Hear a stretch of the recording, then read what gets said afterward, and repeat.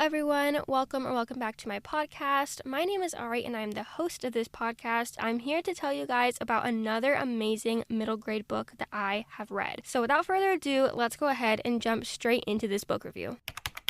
Okay, so this book is called 102 Days of Lying About Lauren, which real quick, congratulations to Maura. This is her debut book, so let's give a little round of applause to Maura.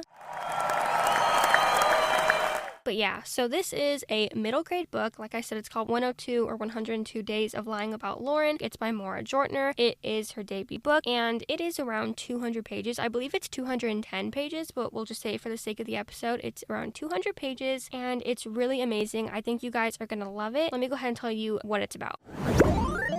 So in this book, we're following the main character, and her name is Mouse, and she works at this amusement park. I love the amusement park. The world building of it is so great because I'm pretty sure, they didn't really specify it, but I'm pretty sure that the amusement park that she works at is like a spooky, not Halloween, but like a spooky, scary kind of amusement park. Actually, you know what? No, it's not just spooky because they have like an alien land. It's like Disney. You know, when you go to Disney, they have like Magic Kingdom, then they have like Animal Kingdom, and then Hollywood Studios. So they have all these different parks, but it's all like a part of Disney World. And this is like an amusement park, but they have different kind of like little areas. So part of the park is just like spooky things. And as you can see on the beautiful cover of this book, I'll get to who illustrated and made the cover in a second. But on the cover of the book, it says Ghost Town. That's one of the rides. So they have like a spooky section of the park where they just have like ghosts and like scary stuff like that, which I absolutely love. You guys know I love spooky, scary stuff. So I really love that. But then they also have like an alien section and just like a magic section and sci-fi and all that stuff. But yeah, the world building was great on that. I love the amusement park. I wish this amusement park existed. I feel like the closest thing we have is Disney World or Disneyland. And I also love the writing so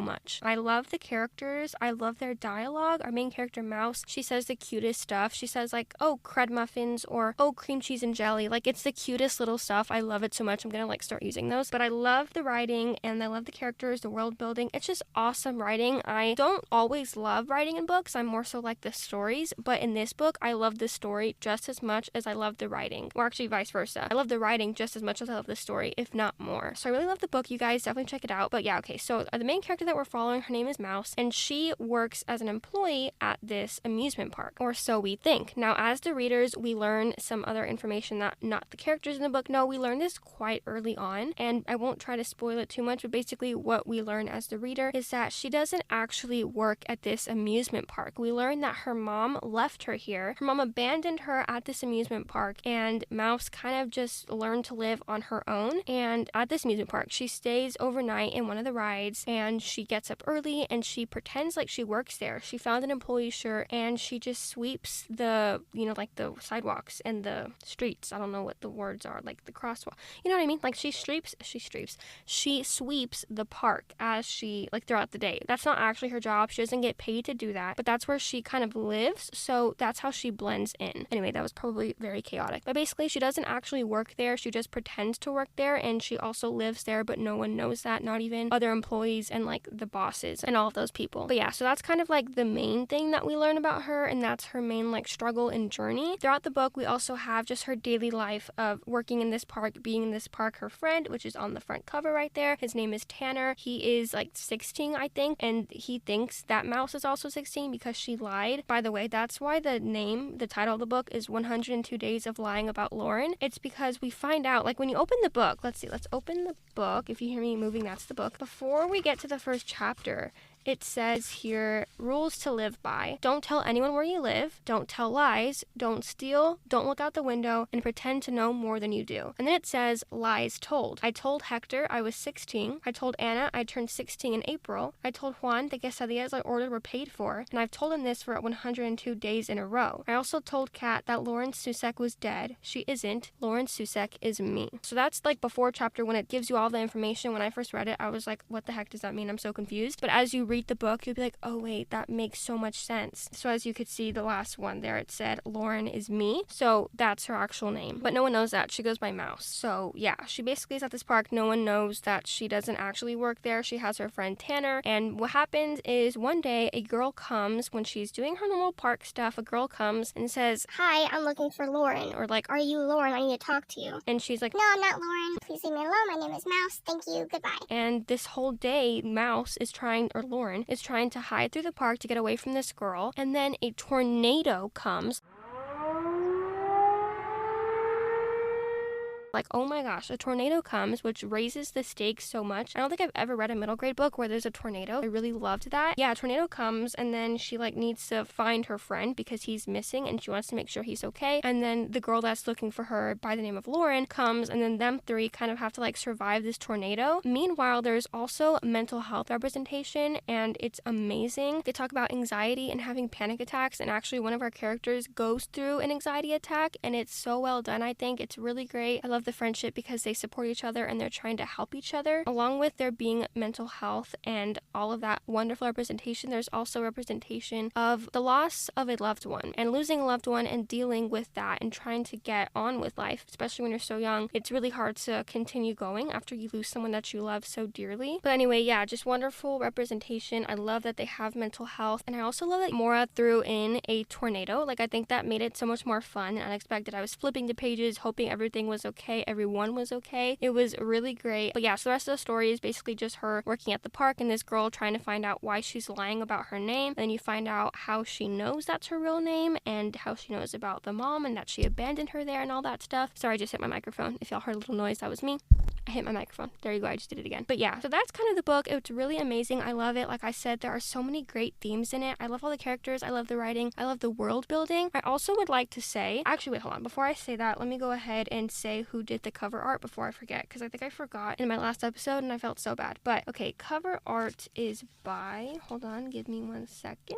Okay, the jacket illustration is by Jennifer Bricking. I hope I said that name right. Yeah, I think I did. Yeah, Jennifer Bricking did the jacket illustration, which it is so amazing. I love it so much. I love when books have a scene at the front, and then when you turn the book over, it's another part of the scene, and it's another part of the book that makes sense. I love it so much. I love the cover. Great job. But yeah, now going back to what I was going to say. I was going to say that while I was reading this book, it reminded me of a movie that I actually just saw in the past few months, and it is called Where the Heart Is. Maybe you've heard of it, maybe you haven't. It's pretty old. It's an older movie. But it reminded me of this because that movie, like I said, it's called Where the Heart Is. It was based on a book and then it got turned into a movie. The main character is played by Natalie Portman. In the movie, she gets abandoned by her boyfriend and he abandons her at a Walmart, and she's pregnant and she has her baby in the Walmart. And then she grows up in this little town that she got abandoned at, and it's super cute. And there's also a tornado in that movie. So I don't know if Maura did that intentionally, if she knew that was a movie. Maura, I'm not sure if you did or didn't. If you didn't, then that's crazy that was a little coincidence, because in that movie she gets abandoned by someone, and then this movie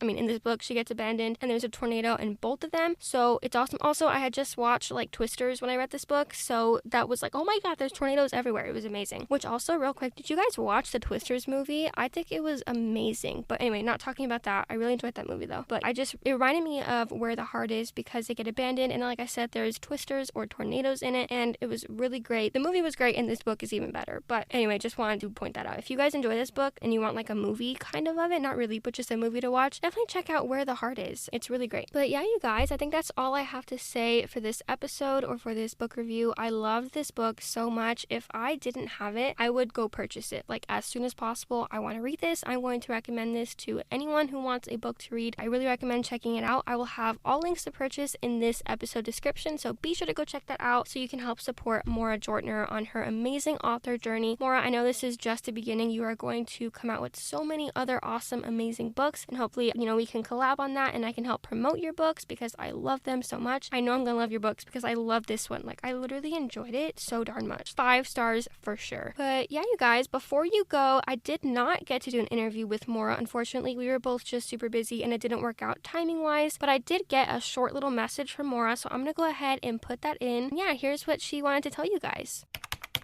Hey everyone, this is Maura Jortner. I'm sorry I wasn't able to join Ari for the episode, but I'm super excited to hear her review, and I can't wait to listen to the podcast. Thank you, Maura, for that kind message, and I am super excited for you to hear the episode as well. I hope you enjoy it. Thank you so much for sending me the book, by the way. As I said in the review, if I didn't have a copy of this book, I would definitely purchase it. So thank you so much for getting me a copy. I really appreciate it. This collab has been awesome. You are so sweet, and thank you for all of your help, and you're really great with keeping up with this podcast episode. So thank you. I really appreciate it. And yeah, you guys, I think that's all I have for this episode. Just basically be sure to check out this book. It's by Maura Jortner. It's called 102 102 Days of Lying About Lauren. It's a middle grade, and if you want a book filled with family or kind of like found family, not actually your given family, but chosen family and friends and friendship and loss of a loved one and anxiety and panic attacks and tornadoes and amusement parks, friendship and everything else great, then be sure to check out this book, you guys. You won't regret it. You're really going to enjoy this book. I know it. The writing is great. And yeah, also you guys, be sure to leave me a comment. If you are a Spotify user, you can leave me a comment on my episode. It's so cool. I'm so glad that Spotify finally made it to where it's like YouTube. You can just comment on a video. You guys can now comment on any of my episodes. So be sure to go comment. Tell me whether you like this book, if you've read it, any movie recommendations that remind you of this book, other book recommendations, or just if you enjoy listening to my podcast. I really want to hear from you guys. So if you are a Spotify user, just scroll on down if you're on the app and it'll be there. Leave a comment and then I'll respond to you guys. So that'll be super fun. Thank you so much for listening to my episode. If you are still listening to this point in the episode, I really appreciate you. You are the reason why I still do these episodes and why I enjoy doing these. So thank you so much for all your support. And with that, book lovers, always remember, keep your head in the clouds and your heart in a book. And I will see you guys very soon for another fun author episode. Bye, friends!